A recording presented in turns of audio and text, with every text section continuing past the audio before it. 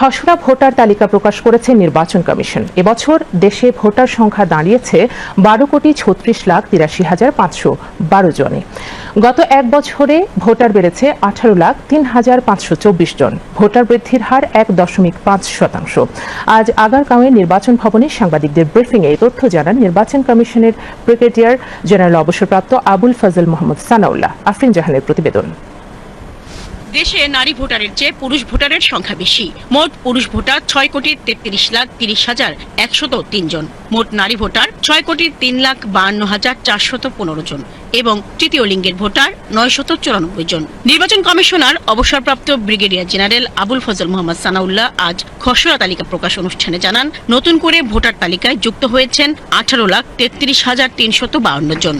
খসড়া ভোটার তালিকা আপনারা জানেন যে জানুয়ারি মাসের একটা সময়ে প্রকাশ করা হয়। গত বছর যেমন এটা 21শে জানুয়ারি প্রকাশ করা হয়েছিল, কিন্তু 14তম কমিশন দায়িত্ব গ্রহণের পরে আমরা গুরুত্ব বিবেচনায় সিদ্ধান্ত নিয়েছি ভোটার তালিকা আইন অনুযায়ী 1 জানুয়ারি যেহেতু শেষ দিন, অর্থাৎ যোগ্যতার শেষ দিন, আমরা 2রা জানুয়ারিতেই এটা প্রকাশ করব, যাতে করে আমরা কিছু সময় অতিরিক্ত হাতে পাই।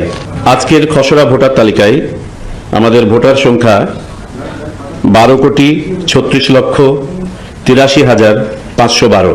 তিনি বলেন, দাবি আপত্তি নিষ্পত্তি শেষে আগামী 2 মার্চ চূড়ান্ত ভোটার তালিকা প্রকাশ করা হবে। এই সময়ের মধ্যে কারো কোনো দাবি বা আপত্তি থাকলে তা জানাতে পারবেন। আপত্তি জানানোর শেষ সময় 17 জানুয়ারি। নির্বাচন কমিশন জানায়, আগামী 20 জানুয়ারি থেকে বাড়ি বাড়ি গিয়ে ভোটার তালিকা হালনাগাদের কার্যক্রম শুরু হবে। এই কার্যক্রম চলবে 30 জুন পর্যন্ত। আমাদের ধারণা, এই তালিকায় এখনো অনেকে বাদ পড়েছেন তথা আবেদন করেন নাই। আমাদের উদাত্ত আহ্বান থাকবে, ভোটাধিকার নিশ্চিতের এবং প্রয়োগের প্রথম এবং পূর্ব শর্তই হচ্ছে ভোটার তালিকায় সন্নিবেশিত হওয়া। তাই যারা ভোটার তালিকায় এখনো পর্যন্ত সন্নিবেশিত হন নাই, তারা যেন দ্রুত আবেদন করেন, সেই আহ্বান জানাচ্ছি। ফ্যাসিস্ট সরকারের আমলে করা বিতর্কিত ভোটার তালিকা বিষয়ে নির্বাচন কমিশনার বলেন, এ বিষয়ে নানা তথ্য যাচাই বাছাইয়ের কাজ করছেন তারা। আমরা রিসেন্টলি একাধিক ইনসিডেন্ট পেয়েছি। প্রযুক্তিগত টাইটনেস থাকা সত্ত্বেও কোথাও কোথাও দ্বৈত ভোটার থাকার সম্ভাবনা, অর্থাৎ একই ভোটার 2 জায়গাতে তালিকাভুক্ত হওয়ার সম্ভাবনা।